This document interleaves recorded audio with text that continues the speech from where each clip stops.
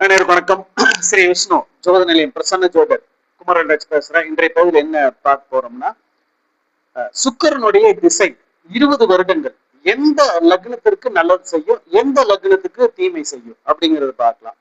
இப்ப சுக்கிரன் 20 வருட திசை, அதுல மேச லக்னத்துக்கு நன்மை செய்யும். அதே போல மிதுன லக்னம், கன்னி லக்னம், விருச்சக லக்னம், மகரம், கும்ப லக்னம், இந்த லக்னதாரத்துக்கெல்லாம் பாத்தீங்கன்னா சுக்கர தசை அப்படிங்கிறது நன்மை செய்யக்கூடியதா இருக்கும். சுக்கரன் நல்ல செய்யற ஸ்தானத்தில் இருந்தாலும் அவரு எந்த ஸ்தானத்தில் இருக்காரு, அவர் நட்சத்திர அதிபதி எப்படி இருக்காரு, அதை பொறுத்து அந்த நன்மைகள்லாம். அதே போல ஒரு மத்திம பலன் அப்படிங்கிறது அதாவது ரிஷபம், கடகம், மத்திய பலன் கிடைக்கும். தனுசு, இவங்களுக்குள்ள ஒரு மத்தியமான பலன் கிடைக்கும். அதாவது பாதி நன்மைகள் பாதி தீமைகள் அப்படிங்கிற மாதிரி இருக்கிற இருக்கு. இவங்களுக்கெல்லாம் மத்திய பலன் கிடைக்கும். இந்த லக்னதாரர்களுக்கெல்லாம் ரிஷபம், கடகம், அதே மாதிரி சிம்மம், தனுசு, இவங்களுக்கு ஒரு மத்தியம பலன் கிடைக்கும். பாதி பலன்கள் தான் கிடைக்கும். அதே போல சுக்கிரன் இப்படி ஒரு நல்ல லக்னத்துக்கே, இந்த தசை நல்லா இருக்கு அப்படிங்கிற லக்னதாரருக்கே சுக்கிரன் நல்ல ஸ்தானத்தில் இருக்கணும். அதாவது திரிகோணங்கள் இருக்கணும். 1, 5, 9ங்கிற திரிகோணம். அதே போல கேந்திரங்கள் 1, 4, 7, 10ங்கிற கேந்திரங்கள். அதே போல சுக்கரனுடைய நட்சத்திரம், அதாவது 2, 11ங்கிற பணபரஸ்தான், இதெல்லாம் இருக்கணும். அதே போல சுக்கரன் இருக்கிற நட்சத்திரம், சுக்கரன் எந்த நட்சத்திரத்துல இருக்காரோ அந்த அதிபதி அஸ்தமனம் நீச்சம் ஆகக்கூடாது. அதே போல 6, 8, 12ல மறையக்கூடாது. லக்னத்துக்கு 6, 8, 12ல சாரநாதன் மறையக்கூடாது. அதே போல சுக்கரனும் பலவீனமாகக்கூடாது. சுக்கரனும் அஸ்தமனம் ஆகிறதோ நீசமாகிறதோ இது இருக்கக்கூடாது. அதே மாதிரி சுக்கரனோட இணைந்த கிரகங்கள் நட்பு கிரகங்கள் இருந்ததுன்னா, புதன் இருக்கிறது, அந்த மாதிரி இல்ல நட்பு கிரகங்கள் இருக்கிறப்ப அதனுடைய வளர்ச்சி அதிகமாகவே இருக்கும். எப்பவுமே சுக்கரன் தான் பணத்துக்கு, பணம், பொருளாதாரம், வாழ்க்கை, இன்பமா மகிழ்ச்சியா வாழ்றது, தேவையான பொருட்களை அனுபவிக்கிறது, வீடு, காரு, வசதியான வாழ்க்கை, இதெல்லாம் அனுபவிக்கிறது கலை சம்பந்தப்பட்டது. என்ன நம்ம எந்த அளவுக்கு நம்ம அளவு சாதன பொருட்களை யூஸ் பண்றோங்கிறது இந்த சுக்கரனை வச்சுதான். அப்ப சுக்கிரன் பணம், பொருளாதாரம், சொத்து பத்துகள் வாங்குறது, அது வளர்ச்சி, பணம்ங்கிறது பெரும் பணம் இருக்கிறது, ஒரு வசதி ஆயிடுவாங்க, வாகனங்கள் இருக்கும், வெளிநாடுகள் பயணங்கள் சென்றுட்டு வர்றது. அதே போல பணம், பொருளாதாரத்தை எப்பவுமே உயர்வான நிலைமைக்கு தான் அந்த சுக்கிர திசையில கொண்டு வந்துடும். அப்ப நல்ல நிலைமையில அவர் 6, 8, 12ல மறையக்கூடாது, நீச்சம் அஸ்தமனம் ஆகக்கூடாது. சுக்கரன் நிக்கிற சாரநாதன், சுக்கரன் நினைச்சதா அந்த சாரநாதனும் 6, 8, 12ல மறையக்கூடாது.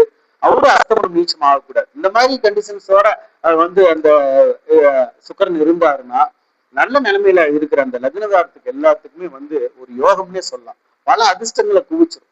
வாழ்க்கையை தலையில புரட்டி போட்டுற சுக்கரன் எல்லாம். அந்த அளவுக்கு பண வசதிகள் அப்படிங்கிறது, வாழ்க்கை ஒரு செழிப்பா வாழ்றது, மகிழ்ச்சியா இந்த சுற்றுலாக்கள் சென்று சந்தோஷமா வாழ்றது. எல்லாம் வெளிநாட்டு பயணங்களே அதிகமா போயிட்டு இருப்பாங்க. அந்த மாதிரி எல்லாம் பண்ணிடும். வண்டி, வாகனம்ங்கிறது விதவிதமா வச்சிருப்பாங்க. அந்த அளவுக்கு ஒரு அதிர்ஷ்டத்தை கொடுக்கக்கூடியதா இருக்கு. அடுத்தவங்களுக்கு பண உதவிகளை நிறைய பினான்ஸ் ரீதியா நல்ல பலமா இருப்பாங்க. பினான்ஸ் பாத்தீங்கன்னா நிறைய பினான்ஸ் அந்த நேரத்துல பண்ணுவாங்க. அந்த மாதிரி எல்லாம் சுக்கரனுடைய வளர்ச்சிங்கிறது நல்ல ஸ்தானத்துல இருந்தா நல்லதா இருக்கும். அதே மாதிரி மற்ற லக்னதாரத்துக்கு, சில லக்னத்துக்கு பாத்தீங்கன்னா சுக்கர திசையை ஒரு நெகட்டிவான பலனத்தை கொடுக்கும். அப்படி இருக்கிற லக்னதாரர்ல மிகுந்த கவனமா இருக்கணும். அந்த திசால பணம், பொருளாதார இழப்பீடுகளை கொடுக்கறது, நமக்கு என்னென்ன வசதியான பொருட்கள் இருக்கோ அதையெல்லாம் யூஸ் பண்ண விடாது. சுக்கரன் நல்லா இருந்தா எவ்வளவு மகிழ்ச்சியா இருக்கிறது, எவ்வளவு சுற்றுலாக்கள் போறது, பணம், பொருளாதாரத்துல எவ்வளவு வளர்ச்சி, புது புது வாகனங்களை பயன்படுத்துறது, புது புது வீடுகள், இன்டீரியர்லாம் பார்த்தீங்கன்னா பயங்கரமா இருக்கும். இந்த மாதிரி சுக்கரனோட இதுல இருக்கு. அப்ப அந்த சுக்கரன் பலவீனமா இருக்கிற லக்னதாரர்களுக்கு எல்லாம் 6ஆம் அதிபதியா வர்றது, 8ஆம் அதிபதியா வர்றது, அந்த மாதிரி லக்னதாரர்களுக்கு எல்லாம் அதே அப்படியே தலைகீழா மாறி.